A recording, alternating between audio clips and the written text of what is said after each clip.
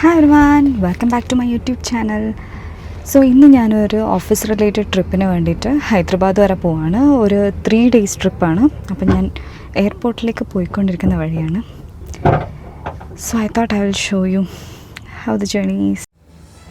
ഇതൊരു business trip ആയതുകൊണ്ട് തന്നെ ഞാൻ അധികം സ്ഥലങ്ങളൊന്നും കവർ ചെയ്യുന്നുണ്ടാവില്ല. ഹൈദരാബാദിൽ എവിടെയെങ്കിലും പോകാൻ പറ്റിയിട്ടുണ്ടെങ്കിൽ അതും പിന്നെ അവിടുത്തെ ഫുഡ് റിലേറ്റഡ് എന്തെങ്കിലുമൊക്കെ ഉണ്ടെങ്കിൽ അതൊക്കെ ഞാൻ ഷെയർ ചെയ്യാം. ഞാൻ ബാംഗ്ലൂർ എയർപോർട്ടിൽ ആദ്യമായിട്ടാണ് ഇന്ന് വരുന്നത്.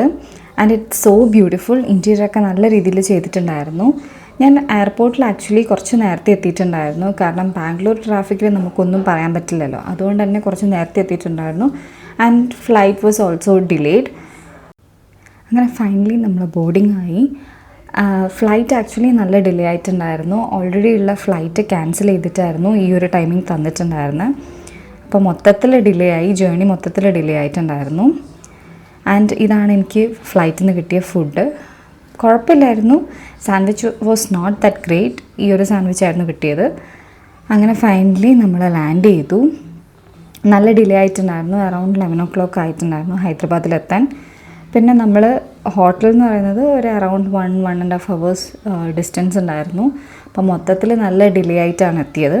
This is my room for next 3 days. അപ്പം ഇനി എന്തായാലും ഒന്ന് കുളിച്ച് ഒന്ന് കിടക്കാനുള്ള ഒരു ടൈമേ ഉള്ളൂ. Good morning every one.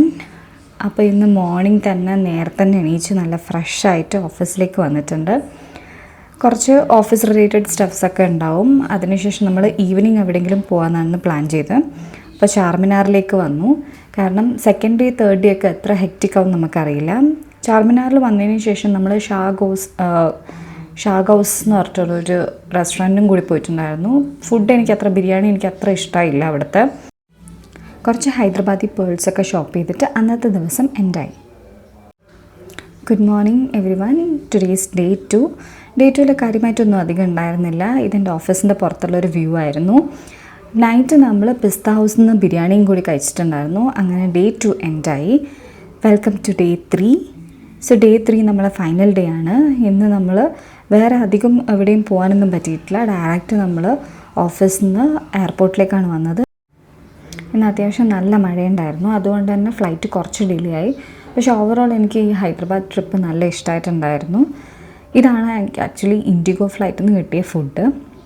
ഒരു ചിക്കൻ ടിക്ക സാൻഡ്വിച്ചും പിന്നെ ഒരു മിക്സഡ് ഫ്രൂട്ട് ജ്യൂസും ആയിരുന്നു. എയർ ഇന്ത്യൻ്റെ ഫുഡിനെക്കാട്ടിയും ബെറ്റർ ആയിട്ട് തോന്നി. And finally I landed.